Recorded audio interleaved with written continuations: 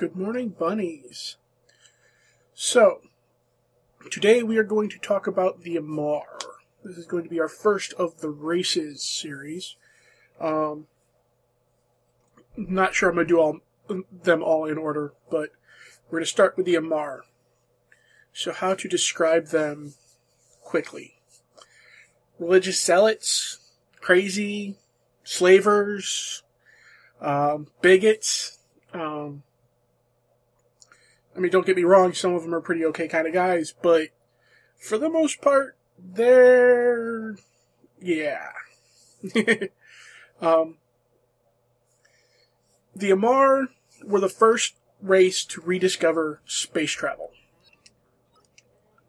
They were the first to basically begin the expansion into space. They were the first to discover warp travel. And the first to rediscover some of the old Terran warp gates that were left behind. The Amarr expanded through conquest. Mostly because they were rather religious and slavers. The first race they enslaved is the Khanid. Now, the Khanid are actually as old as the Amarr. They came through the Eve Gate with the Amarrians and settled on the same planet. But they're two different groups of people. The Khanid were conquered before the Amarrians left the planet and are considered by most Amarrians to be Amarrians. Excuse me. Sorry. Haven't been feeling well recently. After they left the planet, they enslaved the Nikuni. I'm probably pronouncing that wrong, and the other two as well. Illuri and the Eldorians. Both of these groups were relatively early, and then they came across the Minmatar. And that's the one that most people are going to recognize because that's one of the other big four races in New Eden. So, these were all captured, subjugated, and taken over. Now, the Amarr ruling class is complicated. The Amarr are ruled by the Emperor. The Emperor is chosen among the... what is it? 1, 2, 3, 4, 5... the 6 leading houses of the Amarrian people. That being the Khorazor, the Khador, the Tashmerkan, the Sarum, the Ardashirpur, and the Khanid. The current emperor is, or empress as it may be, is Jamyl. I'm probably pronouncing her name wrong again. Sarum. She is the daughter of a general, or a fleet admiral and the head of a house that led he's the one who led the Amarrian attack on the Jove. So he's kind of famous. Most people don't like him. In Amarr, he was actually considered a failure. Looked down upon a bit. But the heirs rule the families. They run the militaries of those sections, or of those houses, and they control the space. And they swear fealty only to the Emperor. So basically they have absolute autonomy as long as the Emperor isn't questioning them. The way the Emperor is selected is different. Each of the heirs is presented. They each, either they themselves or a champion they choose, represents them in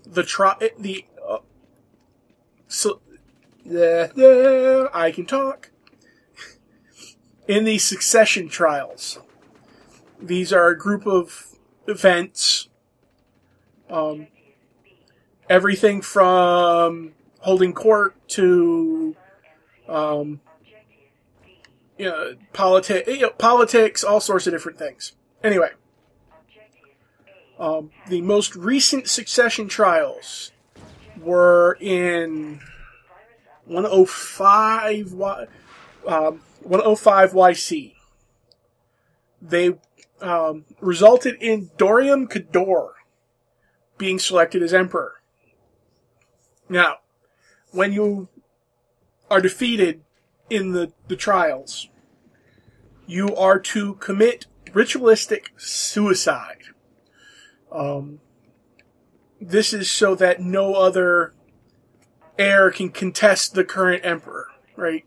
There is an emperor, he rules, everybody else is dead. So that's, a pretty big thing.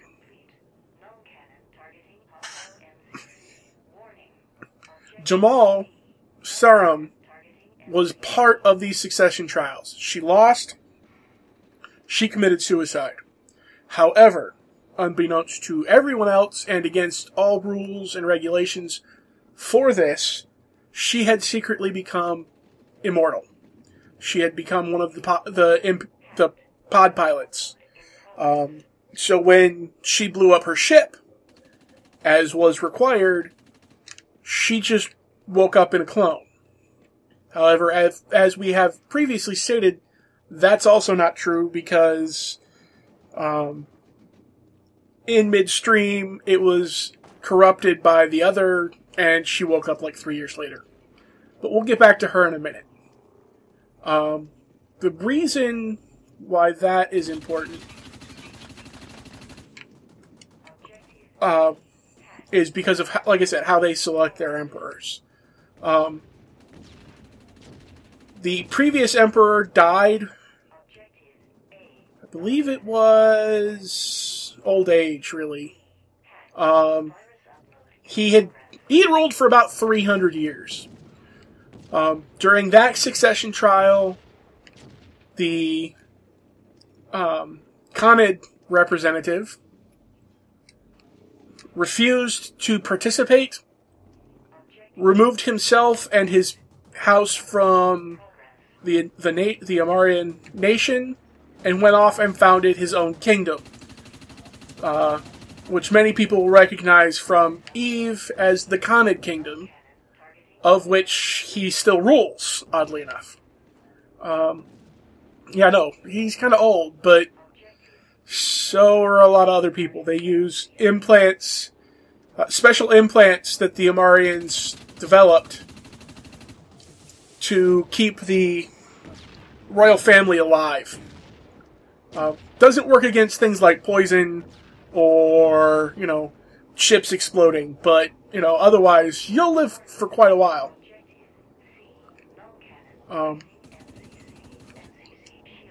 There are a couple of...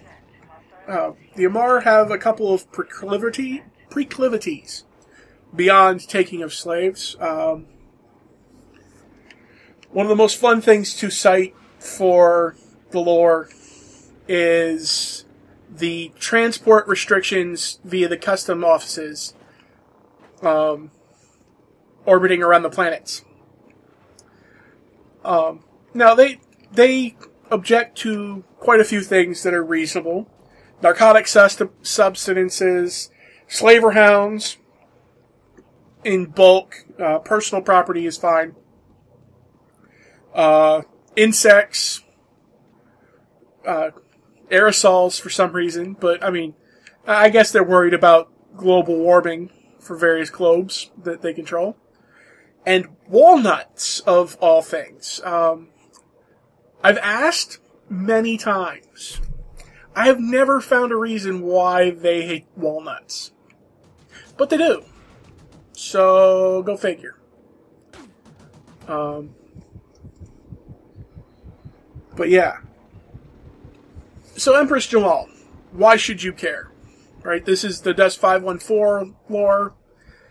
I should probably tie it back to you guys. Well, there's one very specific reason. She is the reason that the Dust Bunnies exist. All Dust mercenaries come from research that she had done, that she paid to protect, and that she facilitated quite heavily.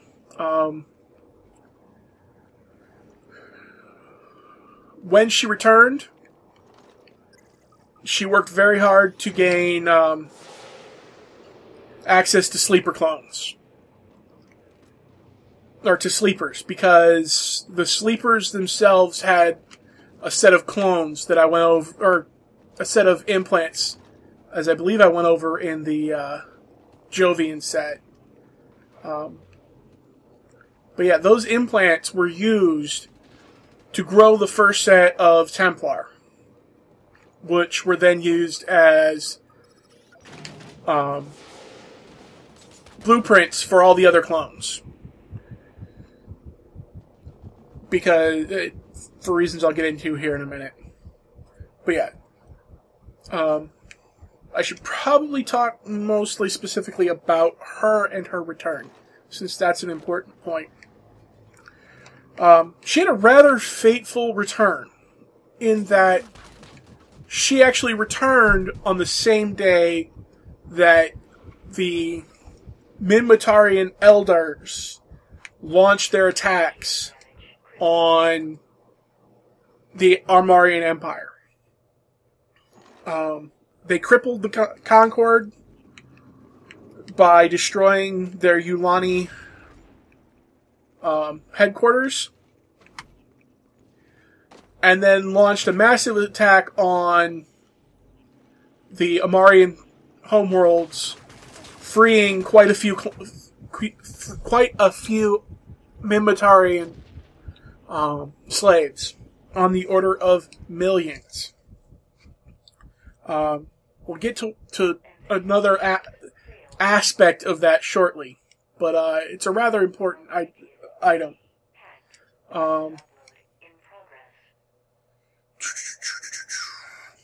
When she returned, she did two things that were rather miraculous, really. She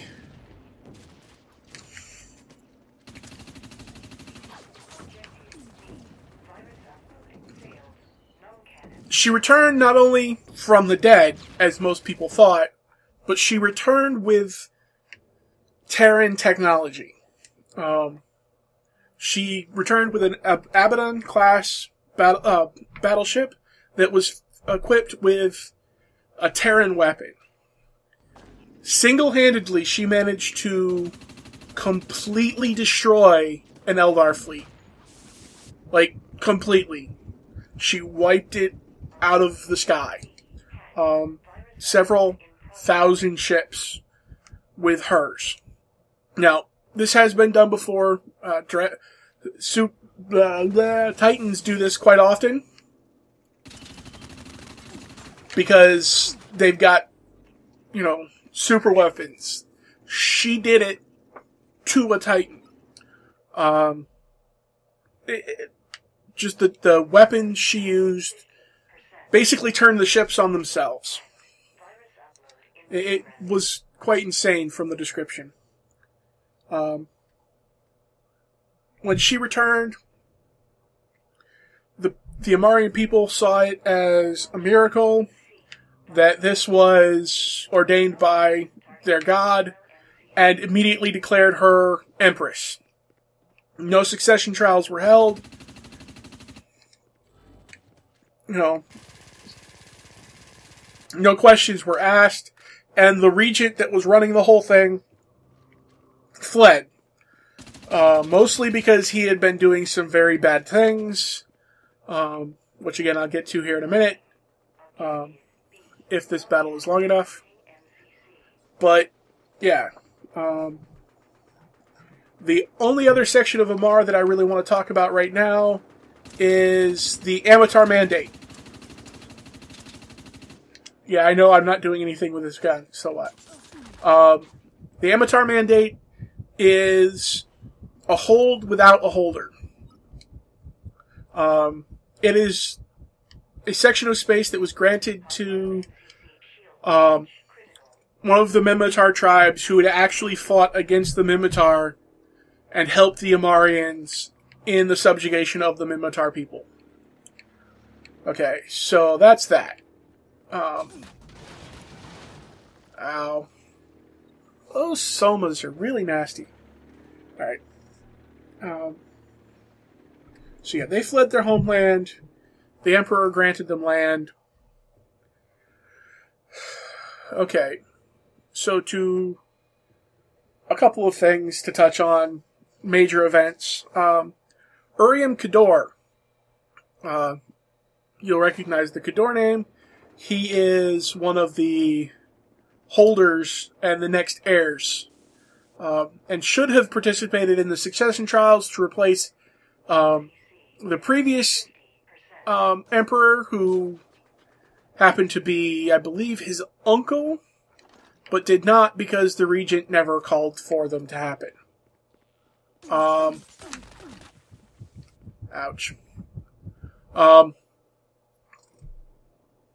The regent was working with the Blood Raiders, a particularly crazy sect of Amarrian religious zealots. They worship the blood itself. They hunt people for their blood and use that as part of their rituals. Are generally thought of as very evil by pretty much everybody in the cluster, and do some pretty nasty things to people. Their favorite thing to do, of course, is hunt pod pilots, because being clones, they have what is considered to be perfect genetic blood, which is very valuable for two people who worship blood. But yeah, so he was basically turning a blind eye to all of their actions in the Amarrian homeworlds, and, well, when Empress Jamyl came back and found out about it, she wasn't exactly thrilled, and put a stop to it.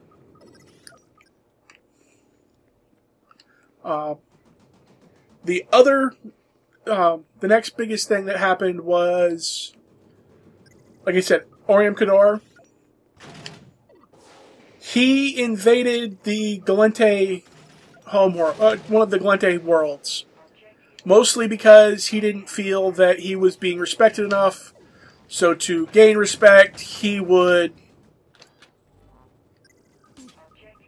figured he would invade and take out over the Gallente homeworlds to get the respect he deserved back. That didn't work out too well because his fleet came out of jump, was immediately countered by a massive Gallente fleet, and completely destroyed. He, of course, wasn't there because, he's too important for that. But the fleet died. I mean, just obliterated. I'll put a link to the video of that, because there is actually a video that CCP produced for that event. It's actually really funny. The other major incident that happened was the Selene incident. On March 10th, YC 111, the sun around which Selene orbits had a coronal ejection. It ejected about 66% of its mass and absolutely thrashed the planet. Completely obliterated it. Millions of people died. Millions others were evacuated. And it fractured the planet so badly it split into like 15 parts. It is one of the few fractured planets. We're actually going to run another mission because I have more to talk about. Fractured planets in New Eden. They're really cool if you have a chance to get around to see them. I highly suggest it. They're really cool models in EVE. But it went from a Class O blue-white star to a Class A blue star. So it almost instantly just shrank massively. Now, there is no proof of this, but there is rumor that this is because Empress Jamyl was testing what would happen if she fired that fun Terran weapon at a sun. So yeah. Let's see, what else is there to talk about? Yes. As I mentioned previously, the Amarrians are slavers. Now, like most people that have slaves, there is a challenge of keeping your slaves in line. Do you use force? Do you use threats of force? Do you use psychology? Do you, oppression? All sorts of things. Now, the Amarrians have tried it all. They have done everything. But certain things don't work when you need slaves to operate your vessels in space. Because if they revolt, they could easily take over and, well, then they just steal the ship. Which has happened previously, and why they don't do it anymore. They use a specific method called the Vitox method. They inject people with a something called Vioxin. It is a very nasty, very virulent, self-replicating, self-morphing disease. It is really nasty. There is no way to cure it. Or was no way to cure it. But we'll get to that in a minute. Now, there were ways to abate it. If you take a drug called Vitox, or Vitoc, excuse me, it basically it puts a pause button on the Vitoxin. Now, Vitoxin isn't instantly fatal. Ever.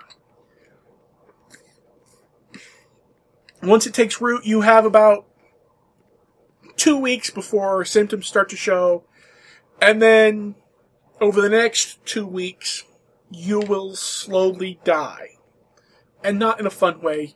Things like your lungs liquefying, just really, really bad ways to die. But if you get your supply of Vitoc in time, you'll be fine, right? It completely resets the counter. You've got another 2 weeks, and you're good. If you run out of Vitoc, you're dead. No questions about it, right? There is no, you can't get it out of your system. There's no way to reverse it. If you run out of Vitoc, you're just dead. But it makes a great way to enslave a group of people, right? Because they still are fully functional. They can still think and do complex tasks. But they're not going to... They could rebel against you, but, then the Vitoc is gone, and they're really hosed, because they're gonna die. Because the only people that had any Vitoc are the Amarr. They used this massively with the Minmatar people. Because the Minmatar proved very hard to control with any of the other methods they tried. And this is a very old map. The Amarr developed the Vitoc method of enslaving them. The rest of the cluster has spent years, we're talking hundreds of years, trying to figure out how to undo this. because it is so virulent. Even those accidentally infected with Vitox are just... That's it. Vitoxin are just gone. It was finally cracked by a company called Ishikone. It's a Caldari corporation, which really made the Amarrians unhappy once they figured it out. But there wasn't much that they could do. Mostly because the Ishikone, unlike the rest of Caldari, are not affiliated with... They really don't like the Amarr. We'll put it that way. I should probably change my suit. They are strongly pro-Caldari, and they're kind of anti-slavery.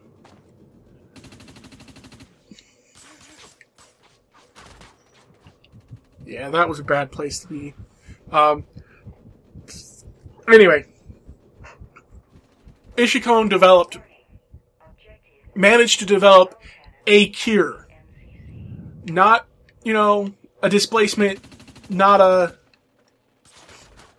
not a reset, but a flat-out cure. It would actually flush the Vitoxin from the system, and you'd be good. I mean, that's it. One dose of this, and you are cured of Vitoxin. However, the gentleman who created this, who ran, who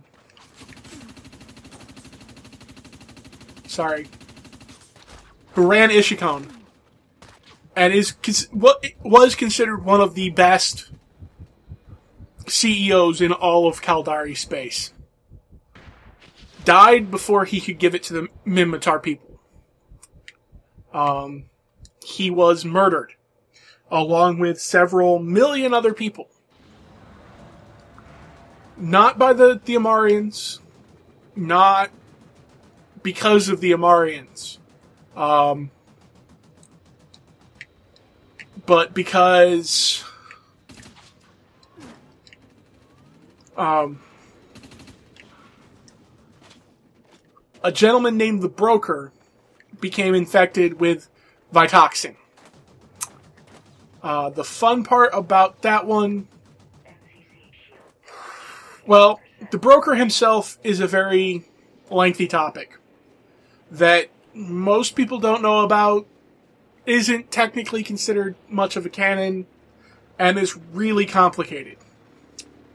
The Broker is, or was... depending on how you look at it, an NPC pod pilot, right? He had all the traits of, a pod pilot. He did all the things that player pod pilots do. Conniving, evil, kill people for money, all sorts of things. Clone jumps all over the place. But yeah, he came to power as part of the Caldari Galente War, trading arms back and forth, trading secrets. But somewhere along the way, he and his entire clone batch became infected with Vitoxin.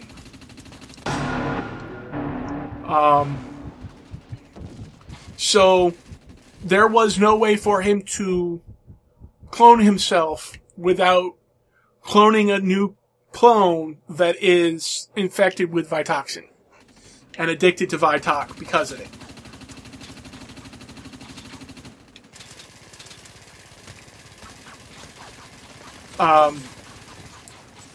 He found out through various means of this cure and threatened, basically tried to blackmail Ishikone into giving it to him. He tried to buy it at first. Of course, the CEO of Ishikone said, no, I'm giving it to the Minmatar people because it is their birthright.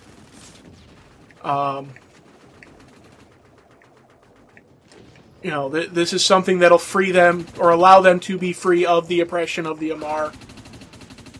To choose their own fate, basically. And the broker couldn't handle that. He had never not got something that he wanted. And in this case, really, really needed, because he was dying. Every time he awoke in a new clone, he had 2 weeks before he died, basically, because of the Vioxin. The final straw was he basically offered everything he had to Ishikon for this cure, and couldn't, you know, Ishikon refused to sell it.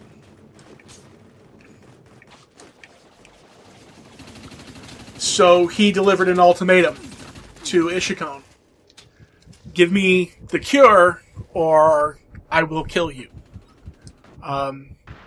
He delivered this ultimatum while commanding a supercarrier from a Galente fleet that was, at the time, flying in Caldari space in Malcolin for a peace mission.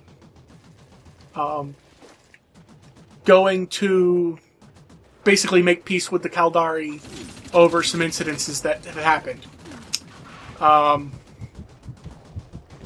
He basically said, give it to me or I will crash this supercarrier into your station, killing you and everybody that you care about that's here. The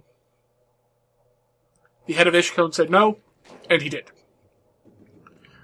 So what does all that have to do with the Minmatar?